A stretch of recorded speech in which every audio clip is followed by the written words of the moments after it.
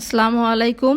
আমার ভর্তা ভাতের রান্নাঘর থেকে আপুদের এবং আন্টিদের একটা চিংড়ি মাছের রান্নার রেসিপি দেখাচ্ছি। এই রান্নাটা খেয়েছিলাম আমার আম্মুর হাতে। তো আপনাদের কিভাবে রান্না করার প্রণালীটি দেখাতে হয় আমি দেখিয়ে দিচ্ছি। চিংড়ি মাছটাকে আমি প্রথমে সুন্দর করে কেটে ধুয়ে নিয়েছি। ধোয়ার পরে আমি আপনাদের দেখাচ্ছি কিভাবে কেটে টুকরো টুকরো করে কিভাবে রান্নাটা আপনাদের জন্য সুবিধা হবে এবং খেতেও আপনাদের কেমন লাগবে সেটা আপনারা দেখবেন। তো আমি প্রথমে চিংড়ি মাছটা কুটে ধুয়ে নিয়েছি। এভাবে মাছের রগটা কেটে আপনারা ফেলে দিতে পারবেন। এভাবে টুকরা টুকরা করবেন, টুকরা টুকরা করে ধুয়ে আমি পানিটা ঝরিয়ে নিয়েছি।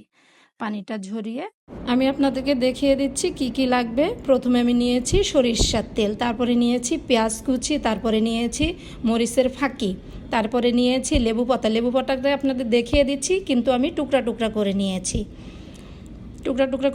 তারপরে নিয়েছি আপনাদের কাঁচামরিচ কুচি করে নিয়েছি। আমি একটা কাঁচামরিচকে 4টা টুকরা করেছি, যাতে বাচ্চাদের খেতে অনেক প্রবলেম হয়। অনেক সময় বাচ্চারা সরিয়ে ফেলে, ছোট ছোট করলে বাচ্চারা সরাতে পারে না, এই জন্য আমি একটু মাঝারি সাইজ করে কেটে নিয়েছি। তারপরে নিয়েছি আমি রসুন কুচি নিয়েছি।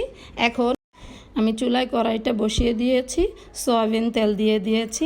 কেউ চাইলে সরিষার তেলও দিতে পারেন, দুটোই আপনারা ইউজ করুন। কম হওয়া পর্যন্ত আমি অপেক্ষা করছি। আমি পরিমাণ মতন লবণ দিয়ে দিলাম। কাঁচা লবণটা আপনারা কেউই খাবেন না, খাওয়াটা ঠিক না কাঁচা লবণটা, এই জন্য আমি আগে কাঁচা লবণটা চিংড়ি মাছের সঙ্গে ভেজে নিব। আপনারা ভাজা পর্যন্ত অপেক্ষা করবেন।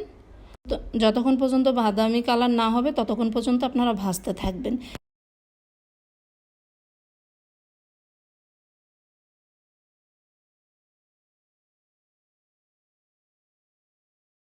বাদামি কালার হয়ে গেছে, এখন আমি নামিয়ে নেব একটা প্লেটে সুন্দর করে।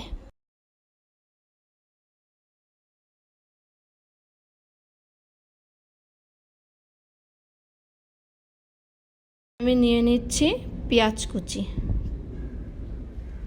তারপর নিয়েছি রসুন কুচি, তারপর নিয়েছি কাঁচামরিচ, তারপরে নিয়েছি আমি লেবু পাতা, তারপর নিয়েছি আমি গুঁড়ামরিচের ফাঁকি। এটা নিয়ে আপনি সুন্দর করে এটাকে মিক্সড করবেন।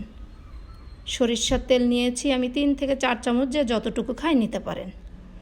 আমি 4 চামচ নিয়েছি। আবার আপনি সুন্দর করে এটাকে আগে পেঁয়াজ আর মরিচ ভালো করে পিষে নেবেন হাতের সাহায্যে। পিষে আপনি চিংড়ি মাছটাকে ভালো করে মিক্স করবেন।